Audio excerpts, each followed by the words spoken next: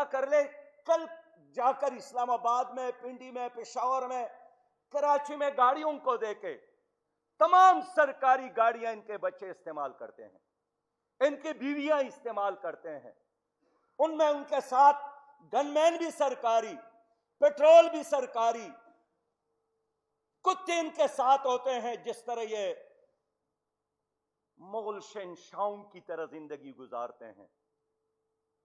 تو یہ جو دو پاکستان ہے، ایک غریبوں کا پاکستان جس کے بچے کے لیے تعلیمی ادارہ نہیں ہے، اگر ہے بھی تو اس میں نہ کرسی، نہ بلیک بورڈ، نہ چار دیواری، ایک غریبوں کا پاکستان جس کے لیے ہاسپٹل میں کوئی علاج کا انتظام نہیں، ایک غریبوں کا پاکستان جس کے رسائی عدالتوں تک نہیں، اور ایک کرپٹ اشرافیہ پاکستان، ان کے سکولز علیحدہ، ان کے پلے گراؤنڈ علیحدہ، ان کے بڑے بڑے سوسائٹیز اب بن گئے علیحدہ، اور وہاں کے ہاسپٹل ہر چیز اویلیبل ہے۔ حال یہ ہے کہ ٹیکس ہم سب ایک جیسے دیتے ہیں، ہم سب ایک جیسے شناختی کارڈ، تو یہ وہ سیاسی برہمن ہے، یہ وہ سیاسی پنڈت ہے جنہوں نے 75 سال ان سے اس ملک کے عوام کے ساتھ ظلم کیا، عوام کو شودر سمجھتے ہیں، عوام کو غلام سمجھتے ہیں۔ یہاں تعلیمی ادارے اگر ہے بھی غریبوں کے لیے تو وہ اس کرپٹ اشرافیہ کے لیے نوکر تیار کرتے ہیں، اس کرپٹ نظام کے لیے چوکیدار تیار کرتے ہیں، اور ان کے بیٹے جہاں پڑھتے ہیں وہاں حکمران تیار ہوتے ہیں۔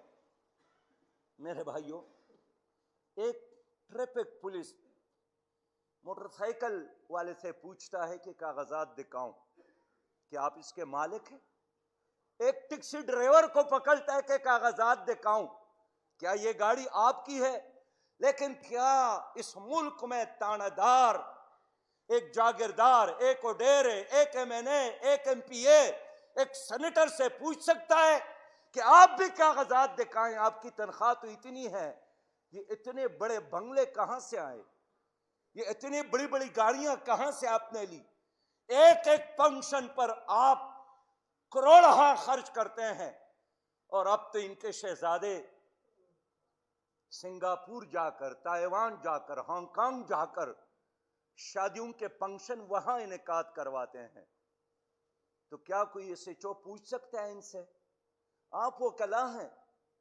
یہ جو 1836 کا ایکٹ تھا، اس میں 1947 کے بعد قاضی اعظم نے یہ اضافہ کیا ہے کہ ایک آدمی کی پراپرٹی میں اگر اچانک اضافہ ہوتا ہے تو یہ ثبوت اس نے دینا ہے کہ یہ پراپرٹی اس نے کہاں کمائی، یہ جائیداد اس نے کہاں بنایا۔ انہوں نے تو اللہ اور رسول کے نظام سے بھی بغاوت کی، اور جن کو یہ قائد اعظم محمد علی جناح تسلیم کرتے ہیں ان کے فرمودات سے بھی بغاوت کی۔ تو یہ دو پاکستان کیسے چلیں گے اور کتنا دیر چلیں گے؟ ہم دیکھتے ہیں یہاں 12 بجے رات بھی وی آئی پی کے لیے عدالت تو کھل سکتے ہیں، لیکن 12 بجے دن کو بھی غریب آدمی کے لیے وہاں پہنچنا ناممکن ہے۔ میرے پیارے بھائیوں، میں اس لیے آپ بھائیوں سے کہنا چاہتا ہوں کہ مان لیجئے کہ پاکستان میں پیسے، دولت، جاگیر اور کرپشن کا پیسہ چلتا ہے۔ قانون، میرٹ، انصاف، عدل کی باتیں یہ ہمارے کتابوں میں تو موجود ہے، ڈکشنری میں تو موجود ہے، حقائق میں اس کا کوئی تعلق نہیں ہے حقیقت کے ساتھ۔ اور یہی وجہ ہے، پرسوں مجھے پشاور کے ایک میڈیکل کالج کے طالب علم نے فون کیا، حاجی آباد سے تعلق رکھتا تھا، کہ انکل بس میں بھاگنا چاہتا ہوں پاکستان سے، اس لیے کہ اس میں انصاف نہیں ہے۔ روز یہاں نوجوان ڈگریاں جلا کر پاکستان سے بھاگنے کی کوشش کرتے ہیں۔ اب سروے آیا ہے، پاکستان کے تعلیم یافتہ لوگوں میں 7% نوجوانوں نے فیصلہ کیا ہے کہ ہم نے تعلیم مکمل کرنے کے بعد پاکستان میں نہیں رہنا ہے۔ کیوں؟ یہاں عدل اور انصاف نہیں ہے۔ تو ان لوگوں نے آپ کی عدالتوں کو بھی بانجھ بنایا اور ان لوگوں نے آپ کی معیشت کو بھی تباہ کیا۔ چلو دین اور اسلام کے ساتھ اگر ان کا کوئی تعلق نہیں بھی ہے اور یہ کہتے ہیں کہ ہمارے منشور میں اسلامی نظام نہیں تھا، آپ ہم سے نہیں پوچھ سکتے، تو معیشت تو بہتر بناتے نا۔ تو آج تو انہوں نے آپ کو ورلڈ بینک اور آئی ایم ایف کا غلام بنایا، آپ پاکستانی سے زیادہ آئی ایم ایف کا غلام ہے۔ 62,000 ارب آپ پر قرضہ چڑھ گیا ہے۔ آئندہ نسلی بھی ہماری وجہ سے عذاب میں ہوں گے۔ ہر پاکستانی 2,70,000 کا مقروض۔ میں اس لیے فائنانس کا طالب علم ہوں کہ آج ہمارے سے ایک چھوٹا ملک ہے سنگاپور، یہاں ان کے وزیر اعظم آئے تھے تو ہمارے صدر پاکستان نے کراچی میں ان سے کہا کہ ہم بھی اپنی ایئرپورٹ کو سنگاپور کی طرح بنانا چاہتے ہیں۔ انہوں نے جواب دیا کہ سنگاپور ہم نے خود نہیں بنایا، یہ تو ایک پاکستانی سعید نام پاکستانی آیا تھا، یہ سنگاپور اس نے بنایا۔ ہمارا ملک پاکستان 227 ارب ڈالر ہے اس وقت ہمارا کل بجٹ۔ ہمارے ساتھ انڈیا کی بات نہیں کرتا ہوں، وہ بڑا ملک ہے، میں بنگلہ دیش کی بات کرتا ہوں۔ 555 ارب ڈالر اس کا جی ڈی پی ہے۔ اس وقت آپ کا زر مبادلہ پاکستان کا یہ المیہ ہے 6.7 ارب ڈالر ہے۔ اب بنگلہ دیش ہم سے چھوٹا ملک ہے آبادی میں، غریب ملک تھا ہم سے، ان کا 38 ارب ڈالر ہے۔ ہمارا برآمدات اس وقت بڑے دعوے کیے پی ٹی آئی اور پی ڈی ایم والوں نے ہم اضافہ کریں گے، لیکن 27 بلین ڈالر سے کم ہو کر 23 بلین ڈالر پر آ گئے ہیں ہم۔ بنگلہ دیش کا 58 بلین ڈالر ہے۔ اب وزیر خزانہ کہتا ہے ہم نے 34 ارب ڈالر اس سال کے دینے ہیں، کہاں سے دیں گے؟ اور جو پیسہ باہر سے لایا گیا کس نے کھایا؟ کس نے کرپشن کی؟ کس کو سزا ملی؟ میرے پیارے بھائیوں، اس لیے آپ سنجیدہ لوگ ہیں، یہ ملک آپ کا ہے، اس کو آپ نے بچانا ہے، آپ نے تماشبی نہیں بننا ہے۔ اب وقت آیا ہے کہ ہم ان لوگوں کے گریبانوں میں ہاتھ ڈالے کہ آپ لوگوں نے پاکستان کو اس حالت تک کیوں پہنچایا۔ اور یہ جو 6.7 ارب ڈالر زر مبادلہ ہے، یہ بھی ہمارا اپنا پیسہ نہیں ہے، یہ بھی 3 ارب ڈالر تو سعودی عرب کی امانت ہے، باقی کچھ چائنا اور کچھ متحدہ عرب امارات کی امانتیں ہیں۔ جو وزیر خزانہ ہر روز کہتا ہے کہ ہم ڈیفالٹ نہیں ہوں گے، ڈیفالٹ تو ہو گئے ہیں، بات تو سچ ہے، مگر بات ہے رسوائی کی، واقع تو ہو گیا ہے، لیکن اس ملک کا المیہ یہی ہے کہ کوئی ذمہ داری قبول کرنے کے لیے تیار نہیں ہے۔ کیا پی ڈی ایم، کیا پی ٹی آئی؟ آج لاہور میں 150 روپیہ فی کلو آٹا ہے، 4,450 روپیہ فی من آٹا ہے، کون خریدے گا؟ آلو کی قیمت یہ تو یہاں پیدا ہوتا ہے، پیاز کی قیمت یہ تو یہاں پیدا ہوتا ہے۔ مس مینجمنٹ، کرپشن، خرد برد کی وجہ سے پاکستان تباہی سے دوچار ہے۔ میرے بہت ہی محترم بھائیوں، ہم حساب کتاب کی بات کرتے ہیں، 14 سالوں سے پیپلز پارٹی کی حکومت ہے سندھ میں۔ کیا سندھ نے ترقی کی؟ کیا اندرونی سندھ آج بھی اندھیروں میں نہیں ہے؟ کیا اندرونی سندھ کے لوگ آج بھی تباہی اور بربادی سے دوچار نہیں ہیں؟ 10 سالوں سے خیبر پختونخوا میں پی ٹی آئی کی حکومت ہے، اور تقریباً 15 کروڑ لوگ اس وقت ایسے ہیں جہاں پی ٹی آئی کی حکومت ہے، جو تبدیلی کے نام پر آئے تھے، جنہوں نے نوجوانوں کو سبز باغ دکھایا تھا، جنہوں نے ماؤں بہنوں اور بیٹیوں کو بھی جھوٹ بول کر، جنہوں نے اوورسیز پاکستانیوں کو بھی دھوکہ دیا۔ آج کیا فرق ہے پی ڈی ایم اور پی ٹی آئی کی حکومت میں، پیپل پارٹی کی حکومت میں؟ سب ایک ہے۔ ہمارا بیانیہ یہی ہے کہ یہ سب ایک ہے۔ یہ آئی ایم ایف اور ورلڈ بینک کے غلامی پر ایک ہے، یہ اس ملک میں سودی نظام چلانے پر ایک ہے، یہ قرضوں کی معیشت پر ایک ہے، یہ کرپشن پر ایک ہے، وی آئی پی کلچر کو عام کرنے میں ایک ہے، مخلوط نظام تعلیم میں ایک ہے۔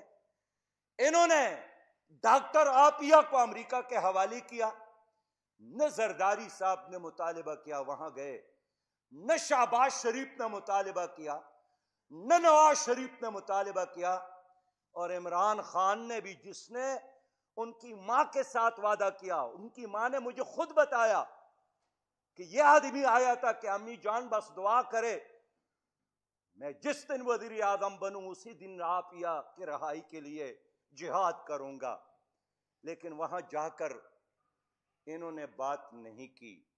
اب اگر ڈاکٹر عافیہ کو جیل میں موت آتی ہے، اللہ تعالیٰ نہ کرے، تو بش اور اوباما اور بائیڈن اور اس تیسرے ٹرمپ کی طرح یہ زرداری شہباز شریف، نواز شریف اور عمران خان بھی ذمہ دار ہے۔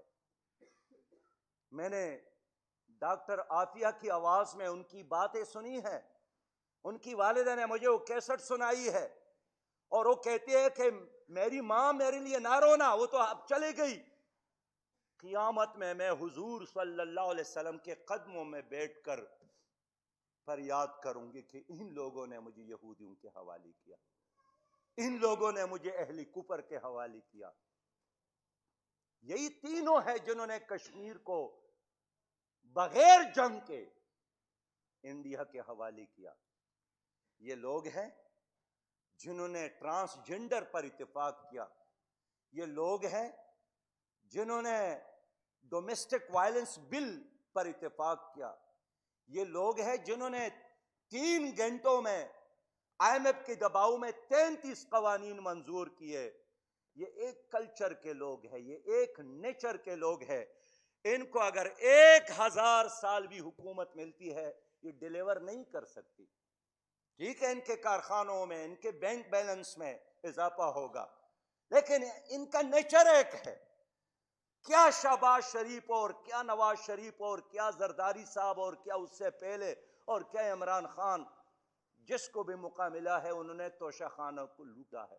لوٹا ہے کہ نہیں لوٹا ہے؟ اور بے شرمی کے عالم یہی ہے، کہتے ہیں کہ میرا تحفہ میری مرضی، میرا جسم اور میری مرضی۔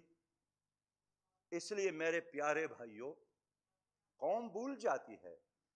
آج عمران خان صاحب نے باجوہ صاحب کے بارے میں کتنے باتیں کی ہیں، لیکن خود ان کے صدر نے کہا کہ وہ تو محسن ہے۔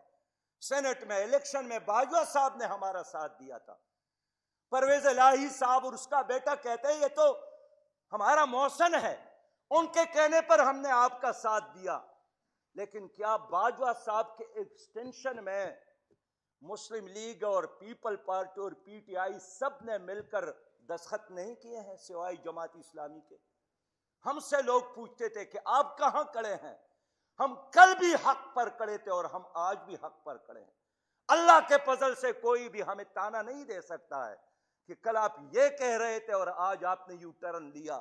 یہ سارے اعزازات پی ڈی ایم اور پی ٹی آئی اور پیپل پارٹی کو حاصل ہے، لیکن مجھے افسوس یہی ہے کہ انہوں نے ہماری نسلوں کو تباہ کیا، ہماری معیشت کو تباہ کیا، ہماری سیاست کو تباہ کیا، اخلاقیات کا جنازہ نکالا، اور پوری قوم کو ایسے دلدل میں دھکیل دیا کہ خود بھی پی ڈی ایم اور پی ٹی آئی اور پیپل پارٹی بن گلی میں ہے اور پوری قوم کو بھی بن گلی کی طرف دھکیل دیا ہے.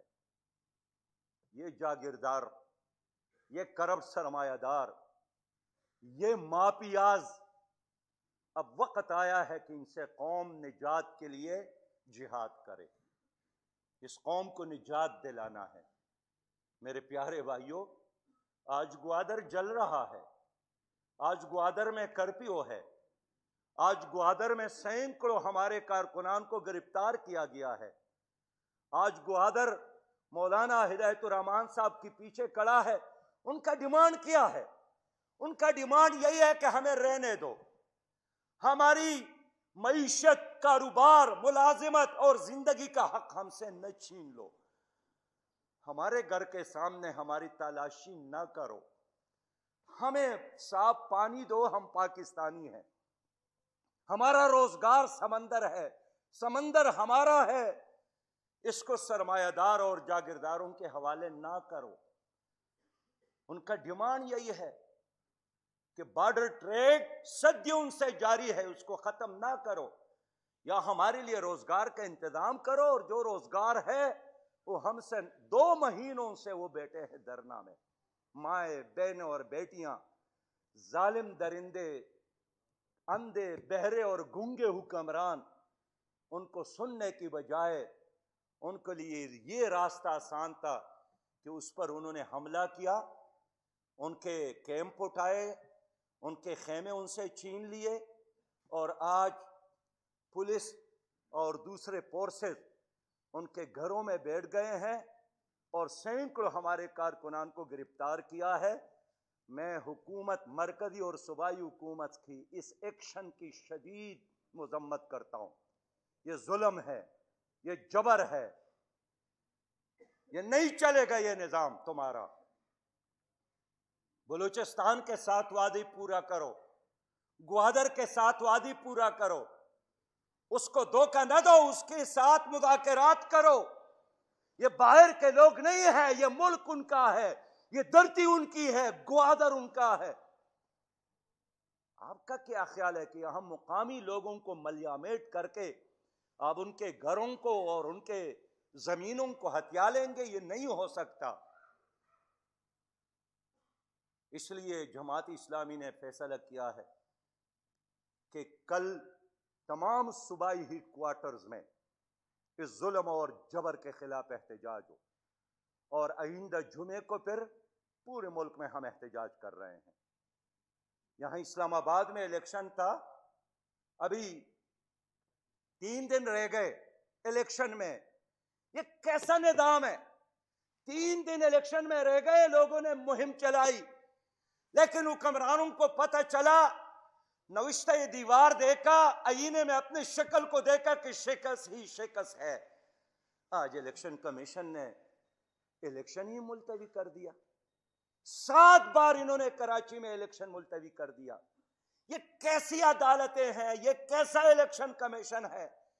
کیا تمہاری اپنی کوئی عقل اور سوچ ہے، یا ڈکٹیشن پر آپ ہمیشہ چلیں گے؟ یہ نظام نہیں چلے گا. یہ ملک عوام کا ہے، عوام ٹیکس دیتے ہیں تو یہ نظام چلتا ہے.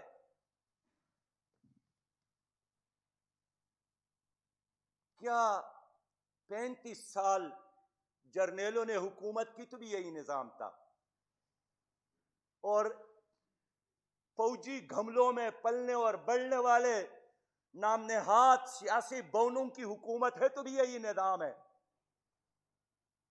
اس لیے نوجوانوں سے کہتا ہوں کہ میرے بھائیوں، اب اٹھنے کی ضرورت ہے. ان کے چھوڑیے یہ اسٹیبلشمنٹ کے پنڈی کے گیٹ نمبر 4 پر اب بھی ان کے نظریں ہیں کہ وہاں سے کیا حکم آتا ہے. یہ 1 گھنٹہ ان کی تعاون کے بغیر نہیں چل سکتے. نہ ان کا نظریہ ہے، نہ ان کا ویژن ہے. یہ صرف ایک استعمال کا ایک شے ہے کہ آؤ ہم یوز کر لو. اس لیے ہر زمانے میں ڈکٹیٹروں نے ان کو استعمال کیا ہے.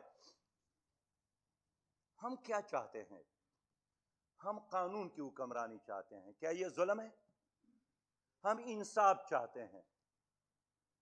ہم اس ملک میں عوام کی حکمرانی چاہتے ہیں. اللہ نے ہمیں موقع دیا اور عوام سے اپیل کرتا ہوں کہ جب سب ایکسپوز ہو گئے، معیشت میں یہ ناکام، سیاست میں یہ ناکام، ملک کو آگے لے جانے میں یہ ناکام، امن قائم کرنے میں یہ ناکام، غربت کے خاتمے میں یہ ناکام، صاف پانی دینے میں یہ ناکام، بچوں کو تعلیم دینے میں یہ ناکام، نوجوانوں کو روزگار دینے میں یہ ناکام، بوڑھوں کو عزت دینے میں یہ ناکام، بنجر زمینوں کو آباد کرنے میں یہ ناکام، اپنے ملک کا پانی استعمال کرنے اور انرجی میں اضافہ کرنے میں یہ ناکام. کیا لنگر خانوں اور مسافر خانوں کی بنیاد پر کوئی ملک چلتا ہے؟ آگے پھر کیا کریں گے؟ اور ٹینیور مل گیا پھر پاگل خانے بنائیں گے. اس دن میں پشاور گیا، ہر گلی میں نفسیاتی اسپتال. میں نے اپنے بھائی سے پوچھا یہ کیا ہوا ہے؟ انہوں نے کہا کہ بس چاروں طرف نفسیاتی بیمار ہے، ڈپریشن ہے، ہر 5واں پاکستانی ڈپریشن کا شکار، 1 لاکھ سے زیادہ پاکستانی کینسر سے مرتے ہیں، ہر 11واں پاکستانی یرقان کی بیماری میں مبتلا ہے. کیوں؟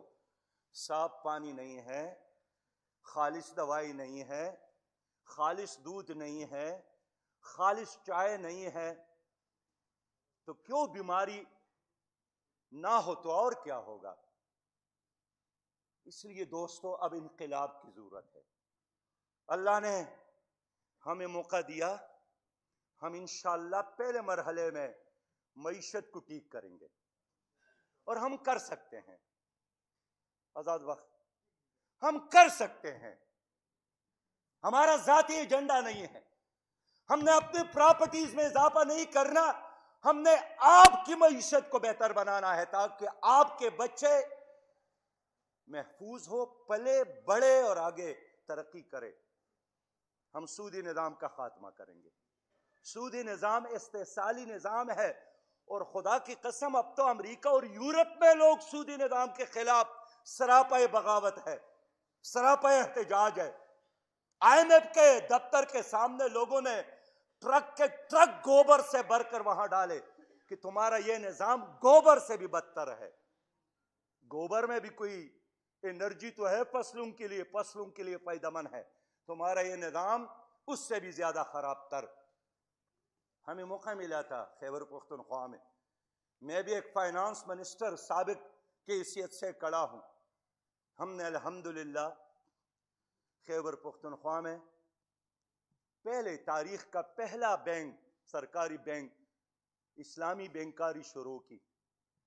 1 سال میں محنت کر کے پہلا برانچ کھولا اور چلتے چلتے اب تک 100 برانچز کھلے ہیں. یہاں وفاقی شرعی عدالت نے فیصلہ بھی کیا کہ سود پر پابندی ہے. یہاں اسٹیٹ بینک نے شرعی سود میں اضافہ کیا، اس لیے کہ اب اسٹیٹ بینک آپ کا نہیں ہے، یہ خود مختار ادارہ بنایا گیا، اور اس کو خود مختار بنانے میں بھی پیپل پارٹی PDM اور PTI نے مل کر قانون سازی کی. اب وہ آپ کے سامنے جواب دہ نہیں ہے، وہ IMF اور ورلڈ بینک کے سامنے جواب دہ ہے. کرنسی کے ساتھ جو بھی وہ کرے اب ان کی مرضی ہے. ہم انشاءاللہ اسٹیٹ بینک کی خود مختاری ختم کر کے دوبارہ ہم اس کو پاکستان کا اسٹیٹ بینک بنائیں گے. اللہ نے ہمیں موقع دیا، ہم انشاءاللہ ویلفیئر بجٹ بنائیں گے. ویلفیئر بجٹ کیا ہے؟ سب سے کم پیسہ خرچ کریں گے انتظامات پر، پھر ترقیات پر، اور پھر فلاحی عوام پر خرچ کریں گے تاکہ عوام کامیاب ہو. یہ بڑے بڑے محلات 700 کنالوں پر مشتمل جو محلات ہیں، انشاءاللہ اللہ نے موقع دیا تو میں اس کو 10 مرلے پلاٹ بناؤں گا، لوگوں کو دوں گا انشاءاللہ تعالی. یہ مغل شہزادے جو کچھ کر گئے انہیں کیا ہے، اب مزید یہ نظام نہیں چلے گا. اللہ نے موقع دیا، ہم ڈائریکٹ ٹیکسز لگائیں گے، انڈائریکٹ ٹیکسز ختم کریں گے. یہ جو وکیل صاحب 1 کلو چائے آپ کو ملتی ہے نا، یہ تو سری لنکا سے 350 روپے پہ آتا ہے، اور یہاں 900 سے لے کر 1100 تک فی کلو آپ خریدتے ہیں. کیوں؟ ٹیکسز کی وجہ سے. لوگوں کو پتہ نہیں ہے ایک عام پاکستانی 41 اقسام کا ٹیکس دیتا ہے، اور بازار کا چوکیدار بھی وہی ٹیکس دیتا ہے جو ارب پتی، شہباز شریف اور اسحاق ڈار اور حلیم اور ترین بھی دیتا ہے. یہ انصاف ہے؟ ہم انشاءاللہ یہ جو جنرل سیلز ٹیکس ہے 12%، اس کو بھی کم کریں گے. آزاد خارجہ پالیسی بنائیں گے. آزاد خارجہ پالیسی. ہم کسی ملک کے دشمن نہیں ہیں. ہمیں ان ممالک سے اختلاف ہے جو ہمیں اپنا غلام بنانے کی کوشش کرتے ہیں، جنہوں نے کشمیر پر قبضہ کیا ہے. اور آج تو میں اعلان کروں کہ انڈیا کے ساتھ بھی ہماری دشمنی نہیں ہے اگر وہ اپنی افواج کو کشمیر سے نکال دے. اگر کشمیر کو آزادی دے دے، اقوام متحدہ کے قراردادوں پر عمل کرے، تو پڑوسی ہونے کے ناطے یہ ہمارا دوست ہوگا. لیکن جب تک ان کی افواج کشمیر میں موجود ہے، انڈیا کے ساتھ ہماری دوستی نہیں ہو سکتی. اللہ نے جماعت اسلامی کو موقع دیا، ہم بنجر زمینوں کو نوجوانوں میں تقسیم کریں گے. آپ مجھے سن رہے ہیں کہ نہیں سن رہے ہیں؟ ہم بنجر زمینوں کو زرعی گریجویٹس میں بھی تقسیم کریں گے. اس وقت 80 ملین ایکڑ زمین ہے ہمارے ساتھ، صرف 22 ملین ایکڑ زمین زر کاش ہے، باقی ساری بنجر پڑی ہے. تاکہ ہم دوسرے ممالک سے گندم، چاول، چینی درآمد کرنے کا محتاج نہ رہے. ہم یکساں نظام تعلیم دیں گے. یہ جو استحصالی نظام ہے ختم کریں گے انشاءاللہ. اور میں آج وعدہ کرتا ہوں کہ اللہ تعالیٰ نے ہمیں موقع دیا انشاءاللہ تو ہم دیہاتوں کو آباد کریں گے تاکہ شہروں کی طرف لوگ کم ہو جائے. سڑکیں بچھانا، تعلیم کی سہولیات اور انڈسٹریز، کاروبار اور زراعت بہتر بنائیں گے تاکہ لوگوں کو شہر آنے کی ضرورت ہی نہ پڑے. میں نہیں کہتا ہوں کہ ہم شہروں کو ویران کریں گے، لیکن دیہاتوں میں جو سہولیات ہے وہ شہروں کے برابر کریں گے انشاءاللہ تعالی. میرے پیارے بھائیوں، میں یہی چاہتا ہوں کہ ہماری یوتھ ترقی کرے. یوتھ کے ساتھ بڑا دھوکہ کیا گیا. یہ ہمارے ٹمبن سے زیادہ طاقتور چیز ہے. کسی بھی ملک کے ساتھ پاکستان کی طرح یوتھ نہیں ہے، لیکن ان کو مایوس کیا گیا، ان کو اندھیروں میں دھکیلا گیا. اس نے ڈگری بھی لے لی ہے تو کسی کام کے نہیں ہے، پڑھا بھی ہے تو بے روزگار ہے، الٹا والدین پر بوجھ بن گیا ہے. جماعت اسلامی کا یہی موقف ہے، انشاءاللہ ہم یوتھ کو روزگار دیں گے، ہم ماحول بنائیں گے. ہم خیرات نہیں دیں گے، ہم پیسہ دیں گے کہ اپنا کاروبار شروع کرے. جتنا پڑھ سکتے ہیں اور آگے بڑھ سکتے ہیں حکومت اس کو فیسیلیٹیٹ کرے گی. یہ ملک اور یہ پیسہ، یہ خزانہ نوجوانوں کا ہے، یہ کسی سرمایہ دار اور جاگیردار کا نہیں ہے. میں خواتین، ہمارے مائیں بہنیں اور بیٹیاں ہمیں سن رہی ہیں، اس نظام میں عورتیں بھی بہت مظلوم ہیں، ان کو وراثت میں حصہ نہیں مل رہا ہے. ہمارے جو چند بیبیاں قومی اسمبلی میں موجود ہے، یہ خواتین کے نمائندے نہیں ہیں، یہ خاندانوں کے نمائندے ہیں. یہ تو چند سرمایہ دار جاگیردار 75 سالوں سے جن کا تسلسل ہے ان خاندانوں سے تعلق رکھتے ہیں. میں انشاءاللہ تعالی، ہم انشاءاللہ تعالی، ہم سب انشاءاللہ تعالی غریب نوجوان کے لیے بھی اور باصلاحیت ماؤں، بہنوں اور بیٹیوں کے لیے بھی ایوانوں کے دروازے کھولیں گے تاکہ وہ 51% خواتین کی نمائندگی کرے. میرے بہت ہی محترم بھائیوں، یہ ہمیں سناتے ہیں سنگاپور نے ترقی کی، ہالینڈ نے ترقی کی، نیوزی لینڈ نے ترقی کی، تو ہم نے کیوں نہیں کی؟ ہم تو آج بھی لوڈ شیڈنگ میں ہیں، آج بھی یہاں دن ہے، سیاسی دن بھی ہے. پوری قوم اس وقت ایک سیاسی دن میں مبتلا. یہ کیا نظام ہے؟ ہر صبح یہاں لوگ ایک دوسرے سے پوچھتے ہیں پنجاب میں کہ آج وزیر اعلیٰ کون ہے؟ سب سے بڑا صوبہ ہے، غیر یقینی صورتحال سے دو چار ہے، جن کو کل عمران خان صاحب بڑا ڈاکو کہتے تھے، آج یہ سب سے بڑا صوبہ ان کے حوالے کیا ہے۔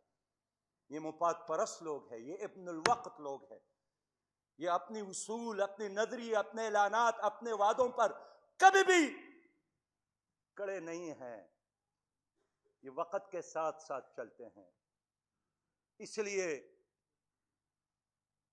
ہالینڈ کی بات کروں، 150 ارب ڈالر کا پول برآمد کرتے ہیں، تو ایک ضلع ہے، ضلع۔ اور آپ کو پتہ ہے سنگاپور کتنا ملک ہے؟ کوئی 40 کلومیٹر پر محیط، چھوٹا سا، یعنی رحیم یار خان سے چھوٹا ملک ہے، آج مثال بنا ہے ساری دنیا کے لیے۔ کیوں؟ اچھی قیادت کی وجہ سے۔ اس لیے ہمیں لینے کی ضرورت نہیں ہے، ہم دیں گے۔ ہمیں خیرات کی ضرورت نہیں ہے، ہمیں اپنی ریسورسز کو دیانتداری کے ساتھ اس قوم کے پاؤں میں ڈالنے کی ضرورت ہے، اور یہ کام جماعت اسلامی کر سکتی ہے۔ ہم نے ثابت کیا۔ میں خیبر پختونخوا کے ایک سابق منسٹر آپ کے سامنے کھڑا ہوں، میں نے اپنا گھر نہیں بنایا، عنایت اللہ نے اپنا گھر نہیں بنایا، نعمت اللہ خان عبدالستار افغانی کا جنازہ کراچی سے کرایہ کے گھر سے نکلا، لیاقت بلوچ، فرید پراچا، حافظ سلمان بٹ آج کے قومی اسمبلی میں حق اور سچ کی تلوار عبدالاکبر چترالی، جناب مشتاق احمد خان، اس دن عبدالرشید پر تشدد ہوا، پٹے گریبان کے ساتھ وہ اسمبلی میں پہنچ گئے۔ پراپرٹی کا مسئلہ نہیں تھا، عوام کے حقوق کے لیے لڑ رہے ہیں۔ یہی جماعت اسلامی ہے۔ کرپشن فری پاکستان جماعت اسلامی بنا سکتی ہے۔ ہم نے کرونا میں بھی ثابت کیا، ہم نے سیلاب میں، اور میں پوچھنا چاہتا ہوں، آپ بتائیں کہ کیا کرونا وائرس کے دوران اور سیلاب اور زلزلوں میں یہ جو ان لوگوں کے ٹائیگر ہے، یہ کبھی نظر آئے ہیں؟ یہ جیالے نظر آئے ہیں؟ یہ جیالے، یہ ٹائیگر صرف اور صرف وزیر اعلیٰ ہاؤس میں اور وزیر اعظم کے ہاؤس میں اچھل کود کے لیے ہے۔ آج بھی احتساب ہوا، بخدا یہ سب کے سب جیل میں ہوں گے۔ ان کے لیے جگہ قومی اسمبلی اور سینٹ نہیں ہے، ان کے ہاتھوں میں ہتھ کڑیاں ہم دیکھنا چاہتے ہیں۔ اڈیالہ جیل اور کوٹ لکھپت چھوٹا ہے، بڑا جیل بنائیں گے، لیکن 75 سالوں سے جن لوگوں نے لوٹا ہے، انشاءاللہ تعالی ایک دن آئے گا ہم ان کا احتساب کریں گے۔ اتنا کافی ہے، انہوں نے لوٹا ہے۔ پاناما لیکس میں ان کے نام، پنڈورا پیپر میں ان کے نام، نیب میں ان کے نام، اسٹیٹ بینک اور بینکوں کے قرض خور یہی ہے۔ یہ صرف قرض خور نہیں ہے، یہ ضمیر پروش بھی ہے، یہ وطن پروش بھی ہے، یہ برادر پروش بھی ہے، انہوں نے بھائیوں کو فروخت کیا۔ یہ خوائر پروش بھی ہے، انہوں نے ڈاکٹر عاطیہ کو فروخت کیا۔ تو نوجوانوں، وقت نہیں آیا ہے کہ ان ضمیر پروشوں اور وطن پروشوں اور دختر پروشوں کے ساتھ حساب کتاب ہو؟ یہ کون کرے گا؟ جنات نہیں آئیں گے، ہم نے آگے بڑھ کر اپنی اس ملک کو سنبھالنا۔ اللہ تعالیٰ کا حکم یہی ہے کہ نکلو اللہ کے راستے میں۔ آپ جہاں بھی مجھے سن رہے ہیں، آنے والا دور یہ اس ملک میں اسلامی انقلاب کا ہے۔ انشاءاللہ ہم ہر گلی اور کوچے میں، ہر شہر اور دیہات میں، ہر حلقے میں پی ڈی ایم اور پی ٹی آئی اور پیپل پارٹی کا مقابلہ کریں گے انشاءاللہ۔ اب یہ جو کوٹا سکے کے دو رخ ہیں، اس کرنسی کو مزید ہم اس مارکیٹ میں نہیں چلنے دیں گے انشاءاللہ تعالی۔ میں آپ سے آخر عرض کروں، انقلاب چاہتے ہو تو انقلاب کی آغاز اپنی ذات سے کرو، اپنی دل کی دنیا قرآن کی نور سے منور کرو۔ انقلاب چاہتے ہو تو اپنے اخلاق اور اپنے معاملات اور اپنے بیہیویئر اور اپنی سوچ کو اللہ کی بندگی اور رسول اللہ صلی اللہ علیہ وسلم کی تعلیمات کے مطابق ڈال دو۔ آپ انقلاب چاہتے ہو، والدین کا احترام کرو۔ انقلاب چاہتے ہو، پڑوسی کی حقوق ادا کرو۔ انقلاب چاہتے ہو، 5 وقت نماز با جماعت پڑھو۔ انقلاب چاہتے ہو، کتنا ہی نقصان کیوں نہ ہو، کبھی بھی جھوٹ نہ بولو، کبھی بھی مصلحت کا شکار نہیں ہونا۔ الصدق ینجی، سچائی انسان کو کامیابی عطا کرتا ہے۔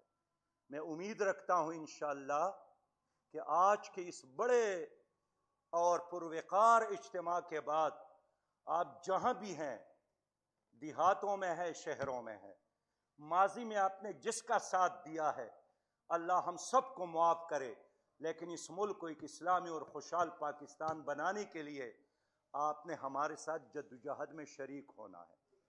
قائد اعظم نے بنایا تھا پاکستان، ہم بچائیں گے بھی اور اسلامی اور خوشحال پاکستان بنائیں گے۔ ہماری ترقی کا اور کوئی راستہ نہیں ہے سوائے قرآن اور حدیث کی۔ وہ جو حضرت عمر کے الفاظ ہے رضی اللہ تعالیٰ عنہ، اِنَّا كُنَّا أَذَلَّ قَوْمٍ فَأَعَزَّنَا اللَّهُ بِالْإِسْلَامِ، ہم ذلیل قوم تھے۔ جب بیت المقدس کی چابی لینے کے لیے وہ گئے اور ابو عبیدہ بن جراح آرمی چیف آف سٹاف تھے، انہوں نے ان سے مطالبہ کیا کہ سفر اور ریگستان اور صحراؤں میں سفر کی وجہ سے کپڑے آپ کے پٹے پرانے ہو گئے ہیں، ذرا تبدیل کرو۔ دشمن کے بڑے بڑے سردار آپ سے ملیں گے تاکہ ان پر ذرا رعب اور دبدبہ اور امیج بہتر ہو جائے۔ حضرت عمر نے فرمایا کہ نہیں نہیں، اِنَّا كُنَّا أَذَلَّ قَوْمٍ فَأَعَزَّنَا اللَّهُ بِالْإِسْلَامِ، ہم تو کمزور قوم تھی، اسلام نے ہمیں عزت دی۔ اور جب آگے بڑھے تو عیسائی پادری نے کہا کہ چابی لینے سے پہلے ذرا ہم آپ کے امیر المؤمنین کا قمیص دیکھنا چاہتے ہیں، اس لیے کہ ہماری کتابوں میں یہ بات لکھی ہے کہ یہ چابی وہ آدمی لے گا ہم سے کہ جس کے قمیص میں 12 پیون ہوں گے، ہم ذرا وہ دیکھنا چاہتے ہیں۔ اس نے جب دیکھ لیا کہ ان کے قمیص میں 12 پیون لگے تھے، عیسائیوں نے کہا کہ ہاں یہ وہ وارث ہے جو بیت المقدس کی چابی ہم ان کے حوالے کر لے۔ تو آج بھی ترقی چاہتے ہو، یہی ایک نور ہے، یہی ایک راستہ ہے۔ جماعت اسلامی اس لیے جدوجہد کر رہی ہے، ورنہ کوئی وزارت، مجھے پی ڈی ایم والوں نے بھی کہا، پی ٹی آئی والے بھی کہتے رہے آپ ساتھ دے جو وزارت آپ کو پسند ہے۔ میں نے کہا میری جدوجہد نہ دولت کے لیے ہے نہ وزارت کے لیے ہے، میری جدوجہد ایک اسلامی اور خوشحال پاکستان کے لیے ہے، اور وہ خوشحال پاکستان آپ کے ہوتے ہوئے نہیں بن سکتا۔ اس کے لیے ہم نے کلمے کے جھنڈے کے ساتھ جدوجہد کرنا ہے، ترازو کے نشان کے ساتھ جدوجہد کرنا ہے۔ تو میں آپ سے آخری سوال یہی پوچھنا چاہتا ہوں کہ اس عظیم مقصد کے خاطر آپ لوگ جہاں بھی ہیں مجھے سن رہے ہیں، ساتھ چلیں گے انشاءاللہ، ساتھ جئیں گے انشاءاللہ، آگے بڑھیں گے انشاءاللہ۔ اسلام زندہ باد، پاکستان پائندہ باد۔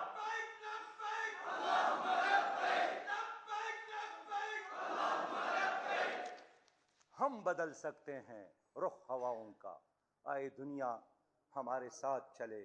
اسلامی پاکستان، اسلامی پاکستان، اسلامی پاکستان، اسلامی پاکستان، اسلامی پاکستان۔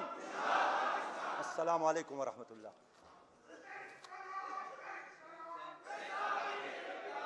بھائی ساتھی تشریف رکھیں ذرا، 2 منٹ